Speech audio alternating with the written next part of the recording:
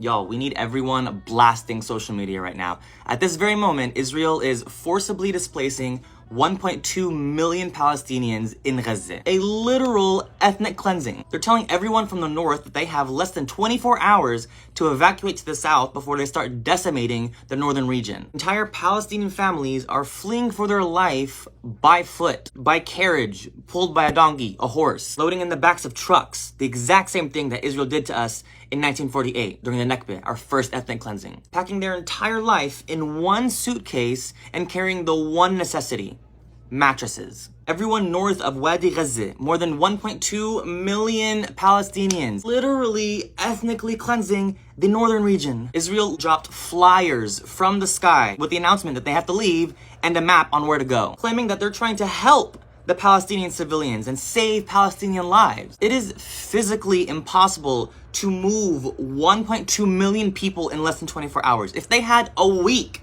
they still wouldn't be able to do it. Israel is somehow their savior right now. Half the streets in northern Gaza have been destroyed or blocked with miles and miles of rubble after 6 days of Israel carpet bombing them. More than 6,000 bombs dropped on Gaza in less than a week, with more than 2,000 Palestinians killed at this point. 500 of those were children killed. And now everyone in the north who's still alive is supposed to leave. There's over 10,000 Palestinians currently injured. And now they're supposed to evacuate to the south while injured and being treated. Gaza's largest and main hospital is in the northern region. What are all the patients there supposed to do? The doctors, the staff. Israel has already cut electricity, cut food supply, cut water supply. They're rationing the scarce fuel supply. Those who have cars can drive there, with the rest walking miles and miles by foot to escape death. And what's even more disgusting is that Israel gave them a specific safe route to escape to the south, telling Palestinians, take this road, it's safe. And when Palestinians start taking that route and evacuate,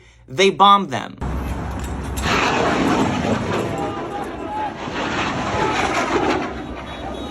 Over 150 Palestinians taking that route have been killed in less than 5 hours. Do we not realize how small Gaza is as a whole? Gaza is barely 5 miles wide by 25 miles long. It is the third most densely populated area in the world. More than 2 million people on this sliver of land. And now it's being cut in half, and the entire 2 million are supposed to fit on the southern half, which is what, like 5 miles by 12.5 miles? And Israel is sadistic because they know this is physically impossible to move this amount of people and fit them in this tiny space. And this is exactly what the terrorist Zionist militant groups did to Palestinians in 1948 in order to establish the settler colonial state of Israel. The Nakba in 48, the catastrophe where nearly 1 million Palestinians were ethnically cleansed from their own land, forced to evacuate for safety. And those are the ones who were alive, putting aside the ones who they already killed. And they're using the exact same tactic right now in Gaza, telling the people,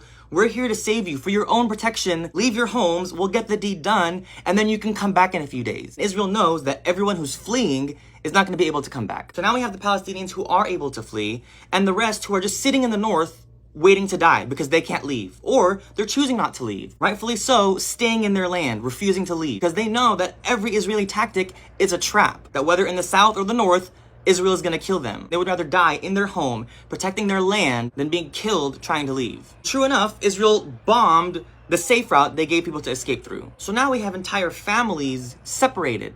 Some escaping, some staying, some dying, some surviving, some still stuck under rubble. Before today, there was already nearly 300,000 Palestinians in Gaza who have been displaced in just the last 6 days since Israel started bombing them. Now they're simply adding to that number. More than 60% of Palestinians in Gaza are not even from Gaza. They are refugees or descendants of refugees from neighboring areas that were ethnically cleansed in 48 or 67 to make way for the current day Jewish settlements. So for 60% of the population, this is the second time they're being displaced, if not the third time, with their grandparents being displaced in 48, the Nakba, their parents being displaced in 67, the Nexit, and now this in 2023. I could keep going on, but I'm gonna cut this here because the whole point of this is that we need to be blasting social media. It is our responsibility to spread the word right now. Because there's no electricity there, most Palestinians there aren't able to talk about it on social media. So it's our job, for those of us who are outside and safe, to talk about it. Show the world what Israel is doing to them. We need action right now, you guys. What's happening is